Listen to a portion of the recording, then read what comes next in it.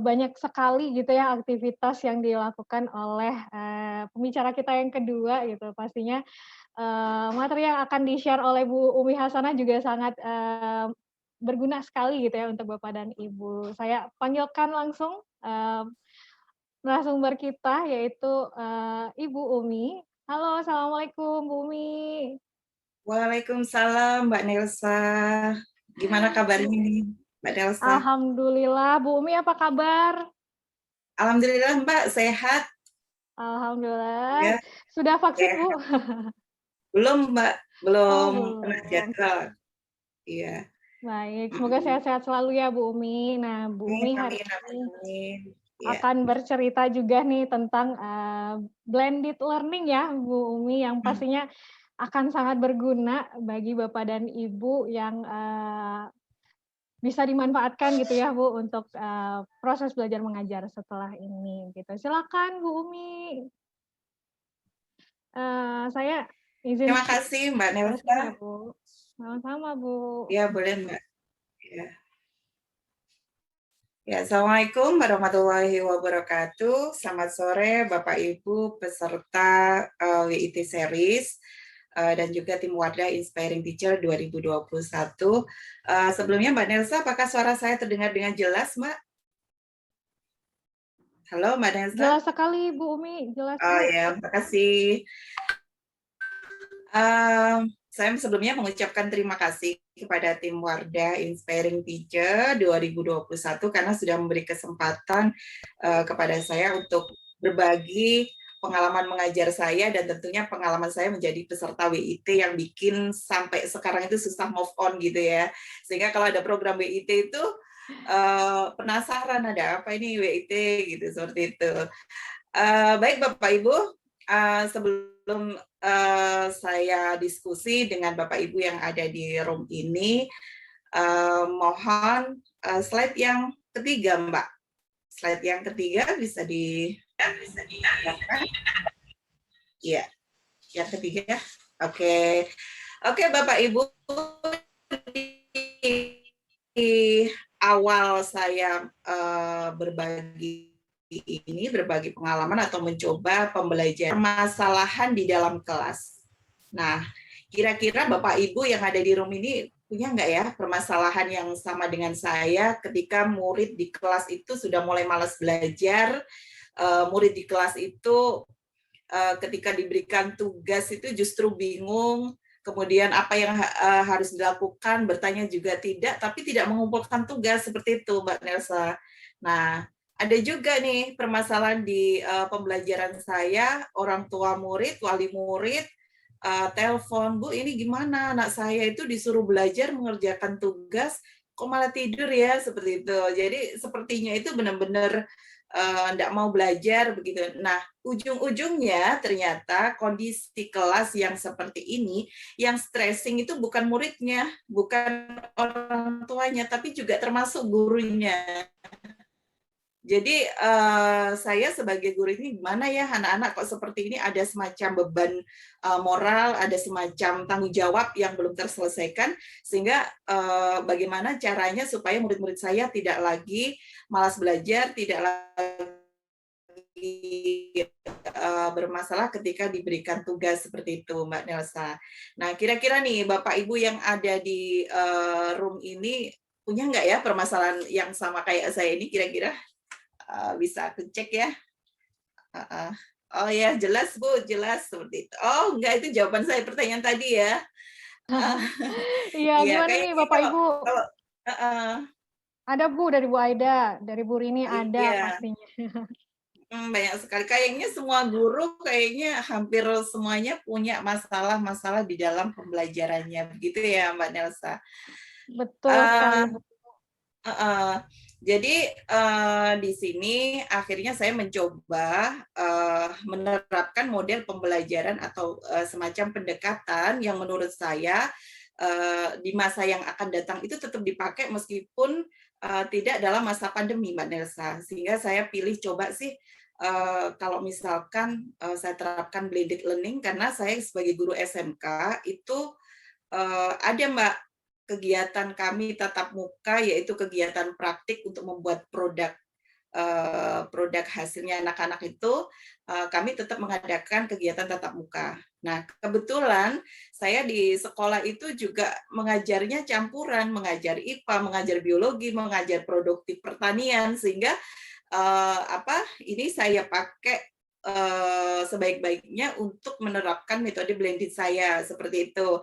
Sehingga yang harusnya murid itu belajar 3 mata pelajaran, Mbak, ini saya paketkan jadi satu gitu ya. Jadi sekali belajar, mereka belajar pelajaran IPA, mereka jadi satu dengan pelajaran biologi, juga sekaligus mereka bisa menerapkan di pelajaran produktifnya seperti itu. Nah, Bapak Ibu, kegiatan blended learning itu sebenarnya tatap muka, daring maupun luring yang dipadukan itu tidak semuanya dalam kategori blended, Mbak Nelsa. Jadi bukan hanya sekedar memadukan atau mengkombinasikan, tetapi benar-benar ini adalah suatu perkawinan, gitu ya. Jadi perkawinan antara daring sama luring. Bayangkan aja kalau perkawinan pasti hasilnya adalah perpaduan dua gen itu ya. Nah, sehingga harapannya nanti dari metode blended learning ini akan dihasilkan output yang memang benar-benar berdampak. Apa yang kita lakukan saat daring juga bisa diterapkan saat luring seperti itu. Nah, nanti ada penjelasannya di aksi seperti itu, Bapak Ibu. Nah, jadi walaupun kita melakukan pembelajaran daring, tetapi kita juga menghadirkan pedagogiknya, Mbak. Jadi dulu saya ketika awal-awal PJJ itu menggunakan Google Classroom ya, Mbak ya. Google Classroom itu. Jadi ketika kita sudah ngirim tugas ya sudah selesai gitu ya. Jadi kita nggak pernah memantau, nggak pernah interaksi, kemudian kita nggak pernah mendampingi, apalagi kita memberikan masukan-masukan itu tidak gitu ya. Nah, ternyata model pembelajaran yang seperti itu hanya memindah materi pelajaran dari yang kita punya ke Google Classroom atau ke teknologi yang lain, itu bukan disebut dengan blended learning seperti itu. Jadi walaupun materinya sudah kita sampaikan, tetapi kalau tidak ada pendampingan, tidak ada interaksi, maka tidak bisa disebut sebagai blended learning seperti itu. Nah, coba Mbak slide berikutnya, Mbak Nelsa. Ya, jadi Bapak Ibu saat melaksanakan blended learning ini sebelumnya juga banyak sekali tantangannya gitu ya. Jadi tantangannya itu murid maupun guru ada dalam kondisi 4 jenis seperti ini. Jadi ada yang kondisi internetnya baik, tapi guru tidak IT literate. Kemudian ada yang kondisi internetnya baik, juga guru IT literate. Ini paling ideal kayaknya ya. Jadi kondisi internet support dengan kemampuan guru dalam literasinya. Kemudian yang ketiga itu kondisi jaringan internetnya buruk, gurunya tidak IT literate. Ini sudah paket komplit ya. Jadi sudah nggak IT literate, juga tidak support jaringannya seperti itu. Nah, kemudian yang kondisi internet buruk, guru IT literate ini memang beberapa guru ditempatkan atau murid kami itu berada di atas pegunungan. Jadi sulit sekali akses internet seperti itu. Nah, salah satunya adalah dengan kita melakukan guru kunjung, kita bisa memanggil anak-anak setiap berapa bulan sekali untuk ke sekolah mengambil tugas-tugasnya, seperti itu. Nah, itu tantangannya. Kemudian tantangan di murid sendiri, ternyata pada saat kita melaksanakan blended learning itu, variasi atau keanekaragaman kompetensi murid itu juga sangat berpengaruh, Mbak. Jadi mungkin bisa diperlihatkan slide berikutnya, Mbak. Iya, Bu.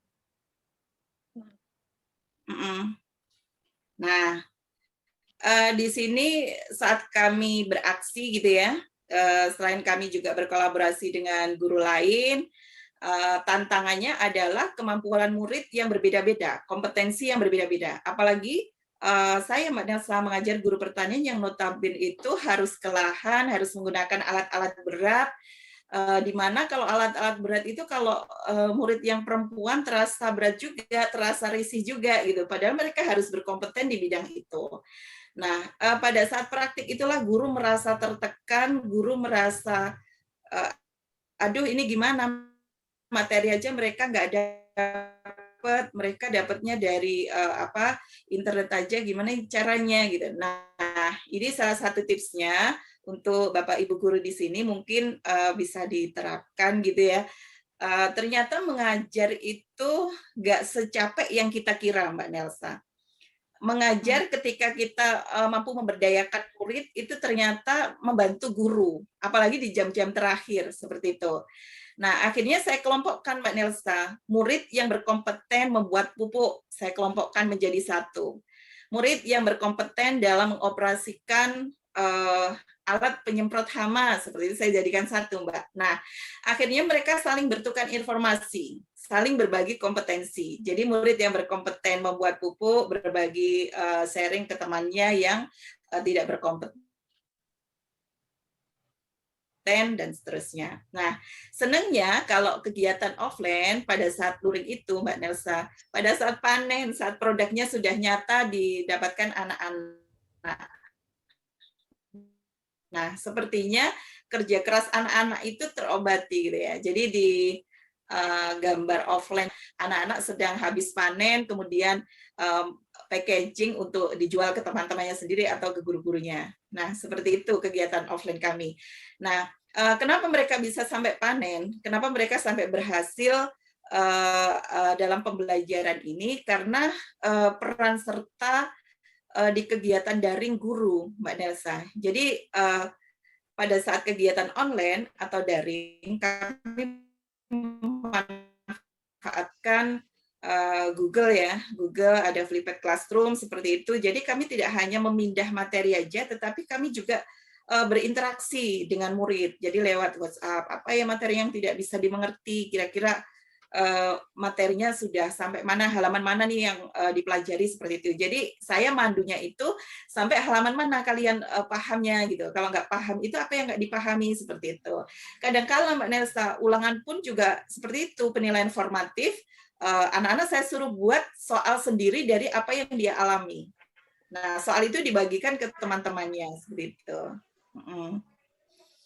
Jadi itu sih Mbak. Kemudian di kegiatan online atau di pembelajaran daringnya, selain memanfaatkan Flipped Classroom, kami juga memanfaatkan portal-portal belajar, juga memanfaatkan sekolahmu seperti itu, sehingga anak-anak lebih kaya dengan wawasan seperti itu. Jadi memang kendalanya banyak sih Mbak ketika online itu, dan kalau siswa SMK itu lebih suka praktik. Jadi jujur aja kehadiran mereka ketika daring itu lebih kecil daripada luring. Ketika mereka Rek, besok itu ya Rek ya, tahu Rek ya Mbak ya, kalau Jawa Timur itu manggil anak itu Rek Mbak.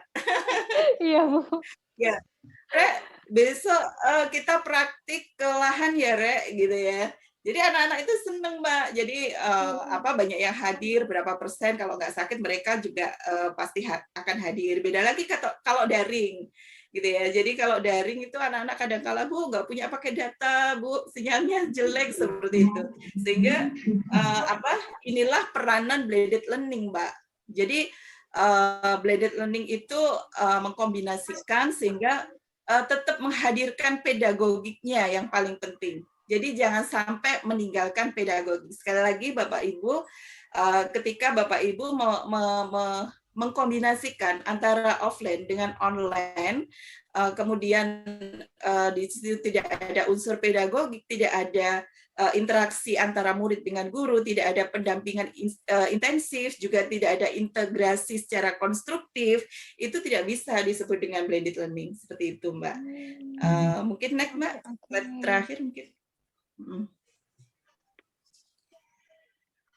Nah, ini Mbak, dari tantangan, dari kesulitan saya, kemudian dari aksi yang sudah saya lakukan, ada beberapa perubahan yang saya mengerti ketika menerapkan blended learning. Yang pertama, saya meyakini bahwa model pembelajaran dengan pendekatan blended learning ini akan dipakai di masa depan, bukan hanya di masa pandemi. Karena memang menurut saya benar-benar efektif dan benar-benar mengkonstruksi murid untuk bisa lebih mandiri, lebih bisa kolaboratif dan berkomunikasi baik dengan sesama temannya, dengan Bapak Ibu guru dan dengan orang tuanya seperti itu. Nah, kemudian perubahan yang saya lakukan ketika saya offline begitu ya,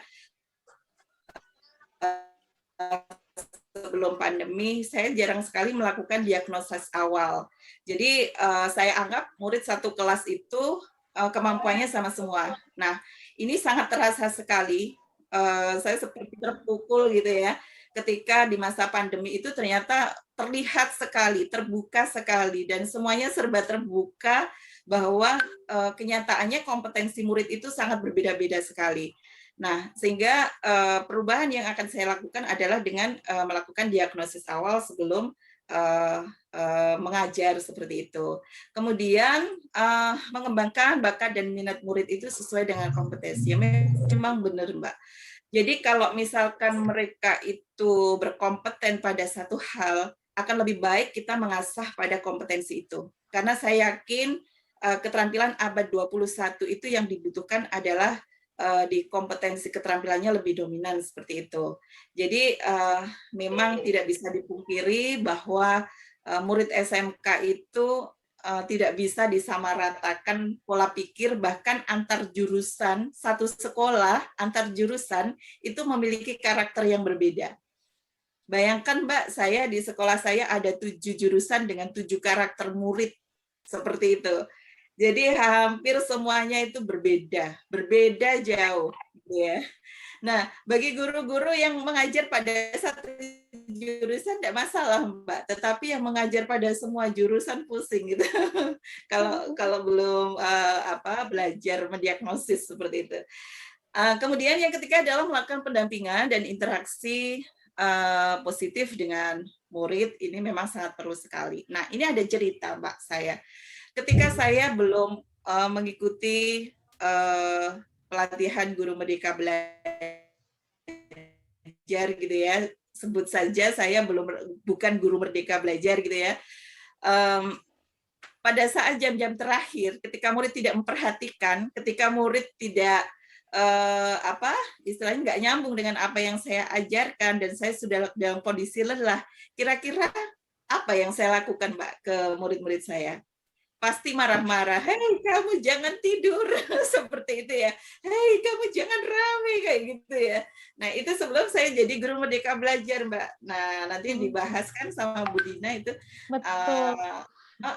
Jadi ketika saya sudah melakukan pelatihan di WIT seperti itu, nah ternyata mengajar menjadi guru merdeka belajar itu kaya akan cara, Mbak. Jadi menyelesaikan permasalahan di dalam kelas itu banyak temennya sesama guru yang bisa kita ajak sharing sehingga banyak langkah-langkah jitu yang bisa kita ambil seperti itu. Kemudian perubahan yang keempat adalah melakukan integrasi pertemuan daring dan luring seperti itu. Jadi kayak irisan gitulah. Jadi perkawinan yang outputnya itu adalah menggambarkan daring juga luring seperti itu. Kemudian melakukan variasi pembelajaran tentunya Mbak. Jadi tidak melulu kita membahas tentang teori, tidak melulu kita membahas tentang praktik, tetapi kadang-kala kita juga bercanda dan membahas soal lingkungan yang ada di sekitar kita seperti itu. Kemudian membuat proyek bermakna. Nah, ini sudah sering kita lakukan karena memang tuntutan dari sekolah kami adalah bagaimana murid-murid itu nanti keluar dari SMK itu memiliki kompetensi yang sesuai dengan jurusan yang dipilihnya seperti itu. Nah, kemudian menggunakan metode dan media pembelajaran yang beragam seperti itu. Nah, ini mungkin kuncinya ya Mbak ya, supaya murid nggak bosen, kadang ya blended learning, kadang-kala offline, kalau offline jenuh ya pakai online seperti itu. Jadi gitu sih Mbak, pengalaman mengajar saya ketika menerapkan blended learning gitu. Mungkin ada pertanyaan atau gimana? Wah, makasih Bu Umi, ini kayaknya ajang untuk, para guru untuk bisa saling curhat gitu ya Bu, permasalahan yang Iya dialami bener. sejak pandemi Covid hadir gitu ya. Bener. Nah, gimana nih Bapak dan Ibu, mungkin ada yang mau ditanyakan terlebih dahulu gitu ya. Kalau saya tangkap berarti blended learning itu adalah penting gitu ya Bu, tapi untuk bisa, mengoptimalkan blended learning, gurunya harus merdeka dulu gitu ya, which is itu Iya yang akan kita bahas bener. nih setelah ini gitu. Gimana nih Bapak dan Ibu? Oh, ada Bu Eva juga gitu ya, sebagai guru SMK. Mungkin ada yang mau ditanyakan terlebih dahulu Bapak dan Ibu? Kepada Bu Umi gitu ya. Menarik sekali materi yang disampaikan oleh Bu Umi. Bu Umi juga sharing mengenai pengalaman selama mempraktikkan ini gitu ya Bu, ini, respon dari anak. Kalau jika ada Bapak dan Ibu yang ingin berdiskusi langsung juga dipersilahkan ya Bapak, Ibu.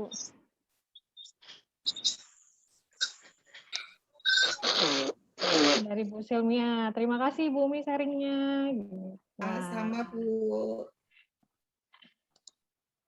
Kalau dilihat tadi ya Bu Umi, menurut Bu Umi, skill apa sih Bu yang paling penting banget harus dimiliki oleh seorang guru agar blended learning-nya itu bisa efektif Bu Umi? Apa Bu kira-kira? Ini paling dari Mm-mm. saya nih. Iya Bu. Iya Mbak Nelsa. Jadi yang paling esensial dari blended learning itu adalah ada 3 hal sebenarnya. Yang pertama adalah interaksi positif.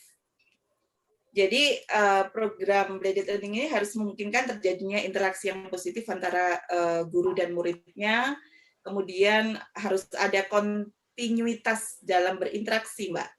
Jadi kalau berinteraksi di murid, kadang-kadang kalau gurunya lelah gitu ya, nggak ada interaksi sama sekali, grup kelasnya sepi, sunyi, seperti itu tidak disarankan di blended learning seperti itu. Jadi tetap harus ada interaksi yang positif gitu ya. Jadi itu yang pertama. Yang kedua adalah pendampingan intensif, Mbak. Murid kita itu sama dengan kita. Ketika kita diposisikan sebagai murid, kita sebagai peserta gitu ya. Kemudian ada perhatian, ada pendampingan sampai bagaimana kita bisa, itu nanti akan menjadi perhatian tersendiri bagi murid untuk menyelesaikan tujuan pembelajarannya seperti itu. Dan saya Mbak Nelsa itu untuk menetapkan tujuan pembelajaran nggak pernah saya buat. Saya mesti membuat dengan murid. Jadi ketika misalkan gini, jadi misalkan kita mau belajar tentang sel nih Mbak ya. Nah, kita mau belajar tentang sel. Murid saya ajak terlebih dahulu untuk explore tentang sel. Seperti itu. Nah, kemudian saya giring. Kira-kira kalian dalam mempelajari sel itu tujuannya apa sih kalian supaya supaya pembelajaran kalian itu berhasil seperti itu ya. Mereka akhirnya ngomong satu-satu gitu ya. Nah, enaknya kalau murid yang menetapkan tujuan, mereka tahu persis apa tujuan mereka belajar seperti itu. Dan saya menemukan itu juga terkejut juga gitu ya. Oh, ternyata iya ya murid kalau tahu tujuannya itu lebih aktif, lebih bersemangat, lebih percaya diri seperti itu untuk menyelesaikan pembelajarannya. Kemudian yang ketiga yang esensial dari blended learning itu adalah integrasi konstruktif. Pertemuan antara daring dan luring itu semacam perkawinan tadi itu. Jadi tidak boleh hanya dominan di luringnya, hanya dominan di daringnya seperti itu, Mbak. Jadi ada 3 hal. Jadi kalau boleh disimpulkan, 3 hal yang penting itulah komunikasinya gitu ya Bu, kemudian melibatkan muridnya, dan yang ketiga adalah gurunya untuk bisa integrasi tersebut harus kreatif juga gitu ya Bu Umi. Ini ada Iya. pertanyaan Bu dari Bu Ria gitu, Ibu kan tadi mengajar 3 mata pelajaran langsung. Nah, jika digabung menjadi satu, untuk penilaiannya seperti apa tuh Bu? Kayaknya pertanyaan yang sama dari guru-guru yang lain juga ya Bu. Iya Silakan betul. Bu. Jadi kalau kita mengajar 3 mata pelajaran, 1 guru, itu memang lebih mudah. Jadi kita lebih, istilahnya lebih bebas Mbak ya, untuk melakukan tindakan apa ke murid untuk penilaiannya, misalkan KD-nya Mbak ya. KD-nya itu misalkan tentang pembibitan, seperti itu ya. KD untuk produktif pertaniannya pembibitan. Nah, pembibitan itu berhubungan dengan apa? Reproduksi ya, dengan reproduksi. Kemudian di IPA-nya itu nanti tentang lingkungan, pengaruh pupuk misalkan, seperti itu. Nah, sehingga nanti antara KD tentang lingkungan, tentang pencemaran lingkungan, tentang pembibitan, dan tentang reproduksi tumbuhan, itu kita jadikan satu. Jadi nggak harus berurutan. Jadi misalkan KD reproduksi itu ada di KD 3.5 misalkan. Nah, padahal 3.2 itu belum saya ajarkan, tetapi saya punya kebutuhan untuk menggabungkan KD itu dengan KD lain di mata pelajaran lain, seperti itu. Sehingga nilai pengetahuan dan nilai keterampilan itu bisa kita ambilkan dari kombinasi 3 mata pelajaran tersebut, seperti itu. Karena memang KD-nya berdekatan dan hampir sama. Oke, berarti fleksibel gitu ya Bu, lebih Iya, fleksibel lagi betul. nih cara menyiasatinya. Siap deh, Bu Umi. Dan mungkin pertanyaan terakhir kali ya Bu, sebelum kita berlanjut ke pemateri kita yang ketiga gitu. Dari Bu Aide bertanya, untuk tujuan pembelajaran ini apakah bisa diterapkan juga ke jenjang lain Bu, terutama kayak adik-adik kita yang TK gitu.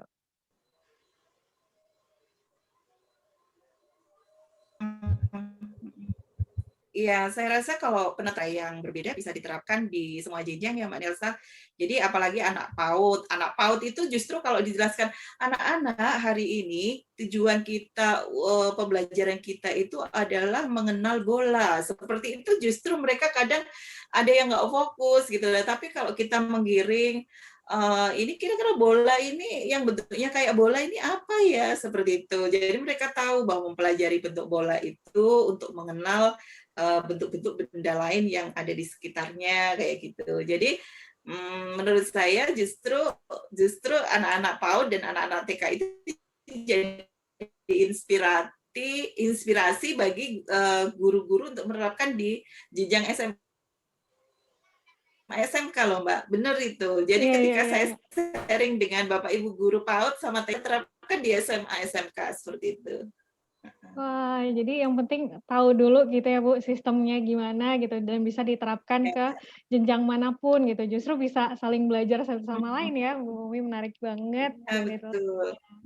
Siap deh, terima kasih Bu Umi untuk materinya ya Ya, Bu, gitu. sama-sama. Saya izin sharing juga ya Bu nanti materinya kepada guru-guru yang Boleh hadir. Mbak. Terima kasih Bu Umi. Sama-sama Mbak. Ya, Bapak dan Ibu, kita masuk nih ke pertanyaan ketiga gitu ya. Masya Allah banyak sekali ilmu yang kita peroleh di sore hari ini gitu. Materi ketiga kita akan mendengarkan sharing dari Ibu Dina. Bu Dina Rukmi Haryanti. Bu Dina adalah guru asli dari Banyuwangi nih. Bu Dina udah hadir sore hari ini. Bu Dina juga mengajar di SD IT Al Uswah.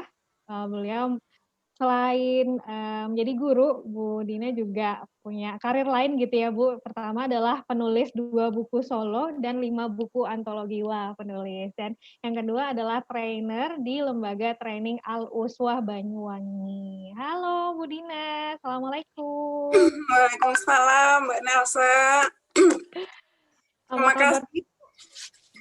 Alhamdulillah sehat. Sebenarnya saya agak kurang pede gitu ya disebut sebagai pemateri. Karena saya di sini sifatnya berbagi. Setelah saya ikut WIT kemarin itu sepertinya mata saya lebih terbuka gitu bahwa banyak sekali kegiatan di luar sana yang mungkin belum banyak dilihat atau diikuti oleh teman-teman saya dari Banyuwangi gitu. Masya Allah, kalau bukan teman berarti teman sharing kali ya Bu sore ini. Iya, betul.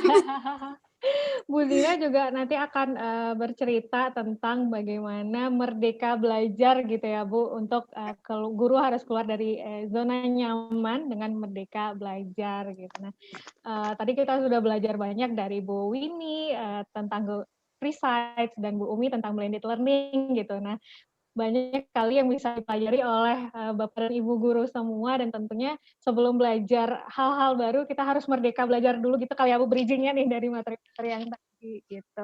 Langsung aja Iya. nih Bu Dina, kayaknya Bapak dan Ibu juga sudah nggak sabar. Silahkan Bu Dina. Oke. Terima kasih Mbak Nelsa. Assalamualaikum warahmatullahi wabarakatuh. Perkenalkan, nama saya Dina dari SDIT Al-Uswah Banyuwangi gitu ya, kota di ujung timur Pulau Jawa. Sebenarnya seharusnya saya diletakkan di awal gitu ya, karena dari CV dua guru tadi sepertinya saya yang paling minim pengalaman gitu ya. Jadi saya mengambil tema keluar nyaman dengan merdeka belajar ini, terutama saya melihat dari kondisi di sekitar saya, khususnya di Banyuwangi, itu guru itu masih berada di zona nyaman. Jadi zona nyamannya guru itu apa sih gitu ya? Next Mbak Nelsa. Zona nyamannya guru itu nah, mereka biasanya merasa puas dengan apa yang sudah dilakukan selama ini. Kan ya apa? Ngajar setiap hari ya dengan kegiatan yang seperti itu saja. Merasa tidak ada masalah dengan anak didik di kelasnya maupun cara mengajarnya. Mengajar hanya untuk menggugurkan kewajiban, gitu ya. Tidak ada target dalam mengajar. Jadi terutama di masa pandemi ini banyak sekali guru yang sudah nyaman berada di zonanya gitu ya. Jadi mereka mungkin kalau yang daring ya asal ngirim materi gitu. Materi pun kadang-kadang tidak membuat sendiri, kadang-kadang mengambil dari YouTube, dari apa gitu ya. Jadi itulah yang membuat guru merasa berada di zona nyaman. Nah, kondisi seperti ini kan tentu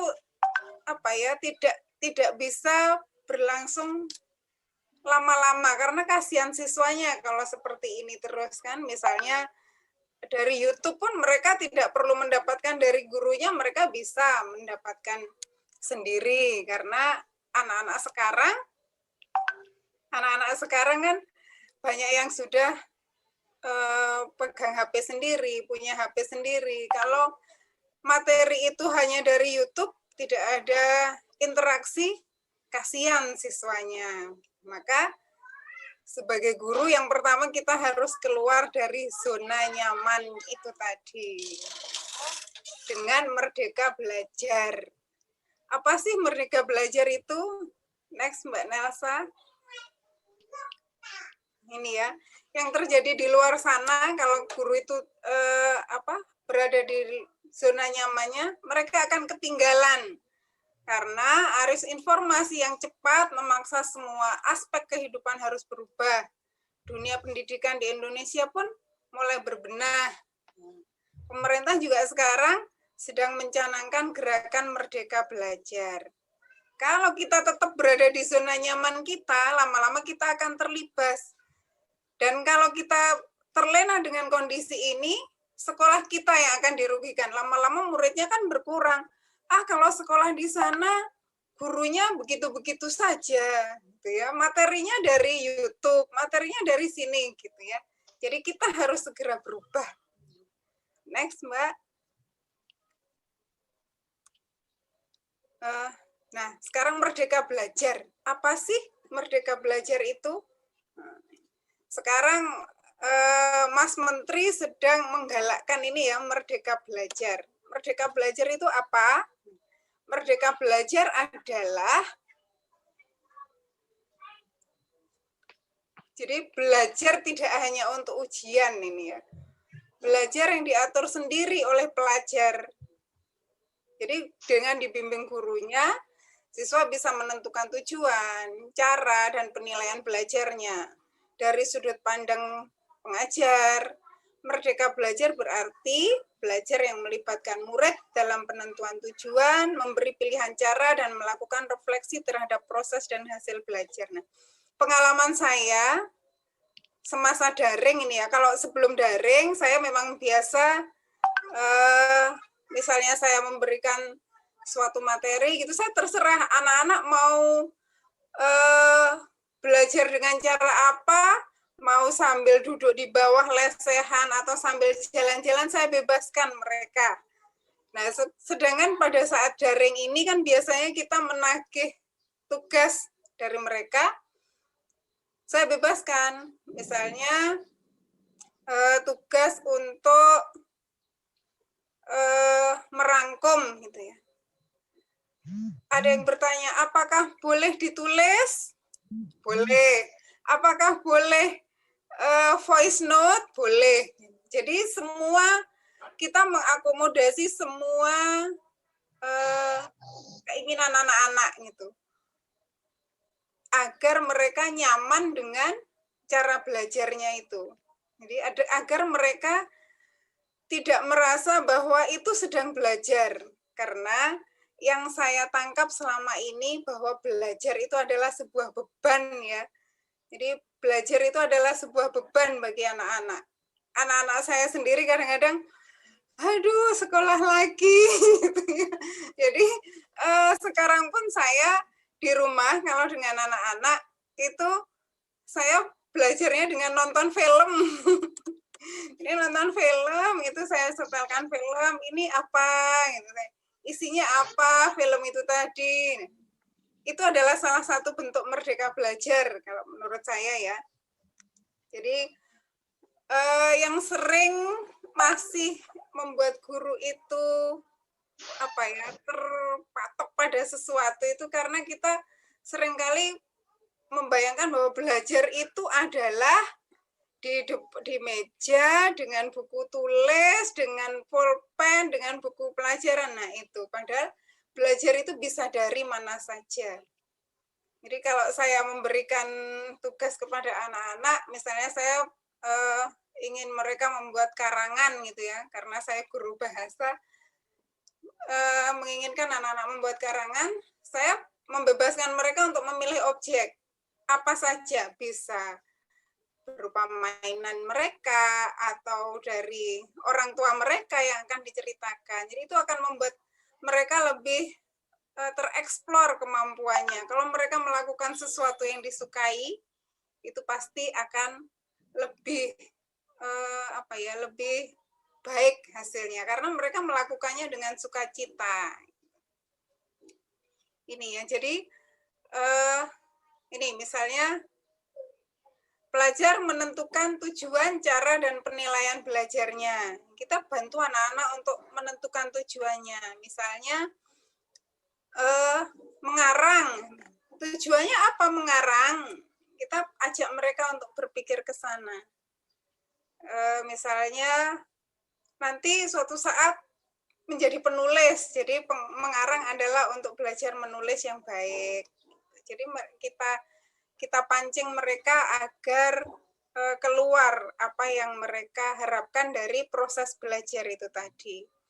Dan yang perlu diingat adalah bahwa kita sendiri pun sebagai guru juga memiliki karakter yang berbeda-beda antar guru ya. Dan kita pun memiliki kesenangan yang berbeda-beda. Kita tidak bisa dipaksa untuk menyukai satu hal yang sama, karena saya pernah mengajak teman-teman itu untuk ayo menulis buku bareng gitu ya. Itu mereka bilang, saya kan nggak bakat menulis, jenengan aja gitu. Nah, dari situ kan kita juga bisa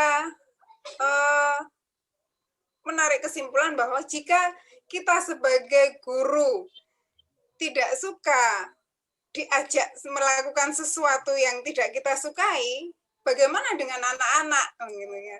Jadi anak-anak pun punya hak untuk melakukan sesuatu yang mereka sukai, gitu. Asalkan tujuan pembelajaran itu bisa tercapai, apapun caranya bisa dilakukan. Itu saja mungkin ya. Dan itu. Next, Mbak Nelsa. Yang patut kita ingat adalah sebelum mengajak siswa untuk merdeka belajar, gurunya pun harus terlebih dahulu merdeka belajar.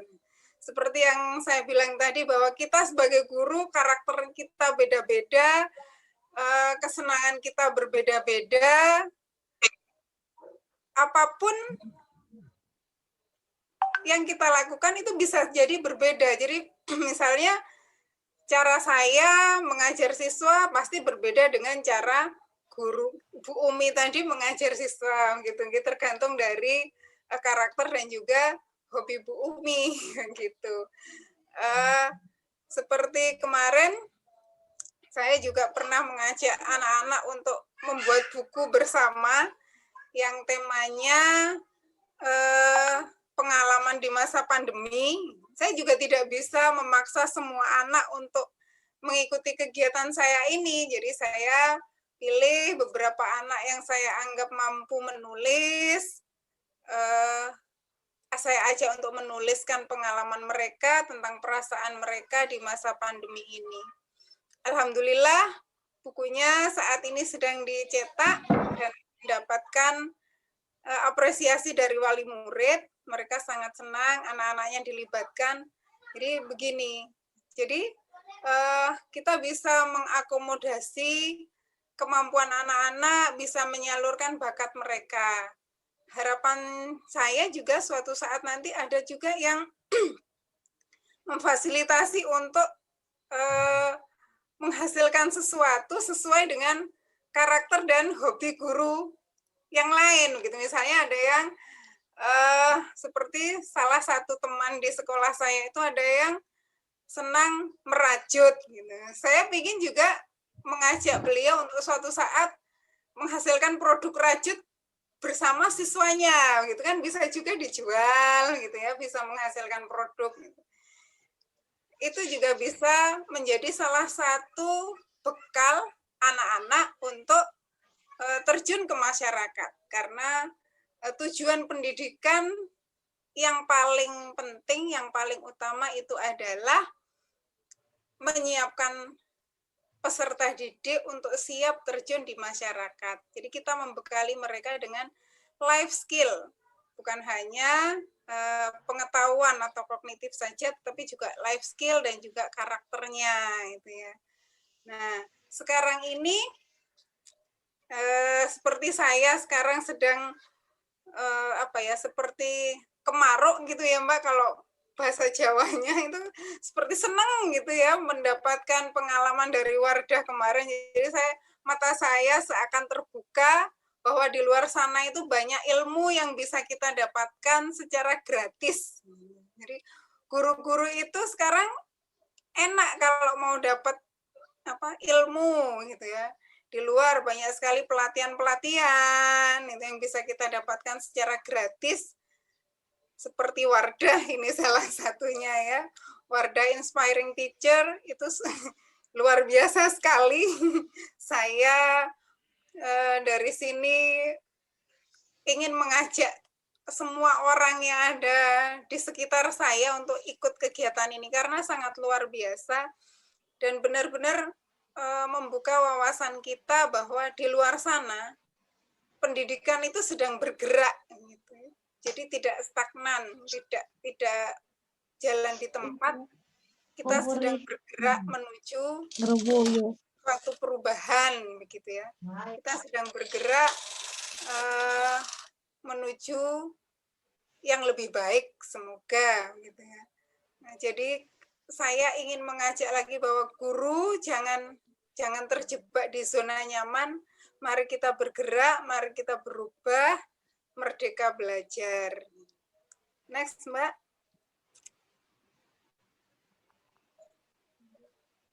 Nah, itu tadi. Yang terakhir, slide terakhir, ini quote yang saya sukai dari sebuah, berikutnya Mbak, dari sebuah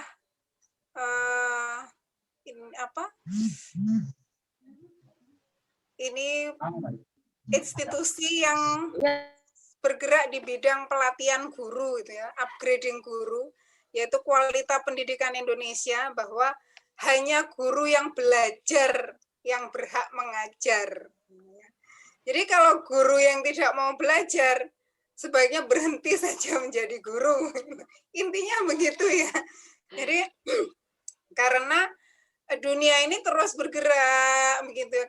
Kalau kita tidak belajar terus, kalau kita berhenti belajar, maka ya kita tidak akan bisa memberikan ilmu yang up to date kepada anak-anak. Tidak akan bisa memberikan ilmu yang fresh kepada anak-anak gitu ya.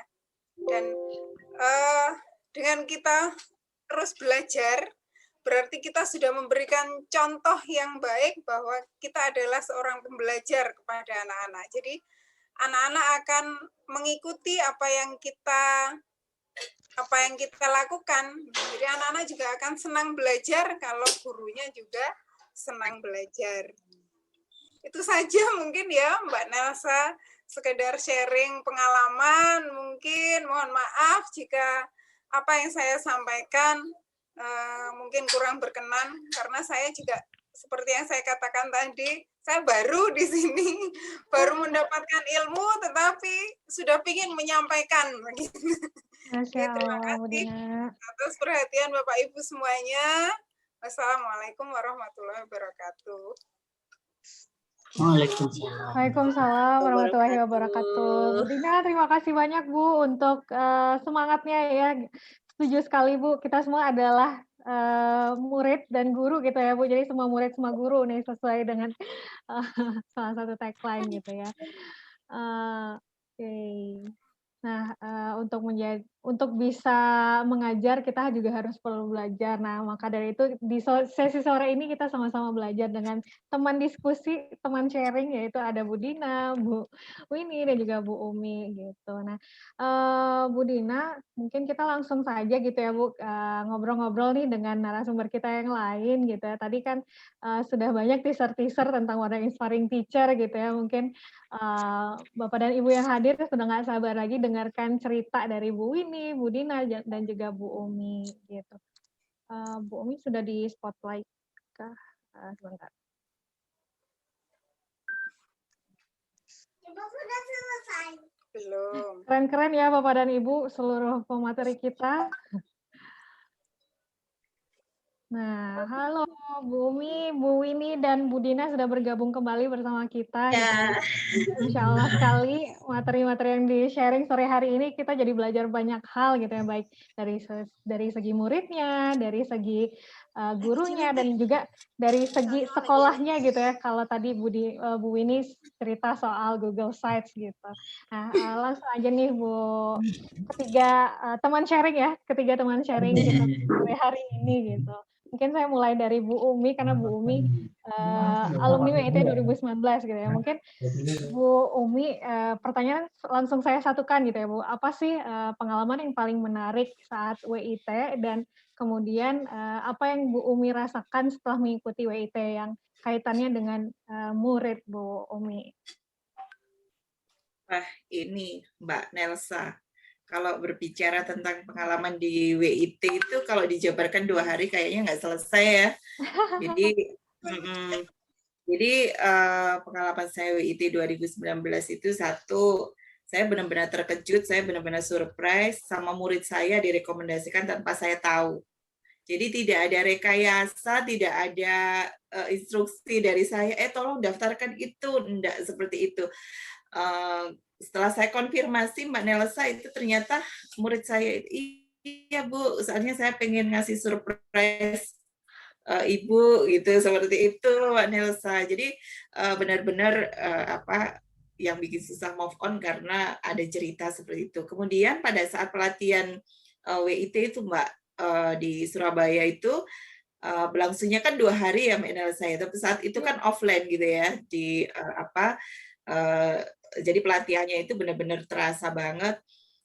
Saat itu saya sudah pernah dikirim berbagai pelatihan oleh kepala sekolah saya, seperti itu ya. Dan semuanya itu serba menjenuhkan, semuanya serba hanya administratif, semuanya hanya apa ya istilahnya itu banyak waktu terbuang seperti itu. Nah, bedanya di WIT itu pelatihannya 2 hari itu terasa 2 jam seperti itu, Mbak. Jadi saya benar-benar sama teman-teman itu ini 2 hari tapi rasanya kok baru 2 jam ya seperti itu. Jadi itu yang saya terapkan ke murid, Mbak. Jadi sistem pembelajaran saat pelatihan WIT itulah yang saya terapkan ke murid. Ternyata berdampak sekali. Jadi murid saya ketika saya menggunakan metode pelatihannya WIT, itu sama dengan yang saya rasakan. Kok ya nggak dari dulu-dulu ya saya kenal WIT, kayak gitu. Jadi murid saya begitu, loh sudah selesai ya Bu ya waktunya, kayak gitu Mbak. Jadi itu yang apa saya merasa apa dengan WIT itu merasa nggak bisa apa ya move on juga gitu ya. Wah ternyata memang benar-benar ruh saya jadi guru itu ketemunya setelah ketemu WIT gitu. Seperti itu. Nah, pengalaman saya yang lain yang bikin saya susah move on itu dari beberapa CV saya yang dibacakan sama Mbak Nelsa itu juga gara-gara WIT gitu ya. Jadi gara-gara WIT itu saya jadi bersemangat untuk melakukan pengembangan diri, untuk istilahnya itu mencari poin-poin apa saja yang belum saya lakukan. Jadi seperti sebagai volunteer, sebagai itu belum pernah saya lakukan gitu Mbak ya. Jadi saya benar-benar merasakan di hidup saya sebagai guru itu lebih bermanfaat ketika setelah ikut pelatihan WIT. Nah, ada satu orang Mbak, saya ketemu sama Mbak Eli Cikal gitu ya. Saya ngobrol ketika makan gitu ya. Bu Umi, saya nanya-nanya, Mbak Eli ketika menyampaikan pelatihan itu kok enak banget ya. Ilmunya dapat dari mana? Saya tanya gitu. Jawabannya kayak gini. Dari komunitas guru belajar Bu, seperti itu. Loh, memangnya ada komunitas guru belajar kayak gitu. Nah, saya mengenal KGB juga dari WIT kayak gitu ya. Akhirnya kita dipandu Mbak sama Mbak Eli sampai yang terbentuknya WIT KGB di Kabupaten Mojokerto, dan sekarang sudah besar sekali KGB itu. Jadi saya benar-benar setiap ada WIT itu saya selalu penasaran gitu ya. Ada apa dengan WIT hari ini gitu. Seperti itu. Jadi ada kesempatan untuk ini ya Bu, masuk ke dalam komunitas baru lainnya dan ketemu dengan guru-guru lain di berbagai Iya betul. Terima kasih Bu Umi untuk sharingnya. Sama Mbak Nelsa.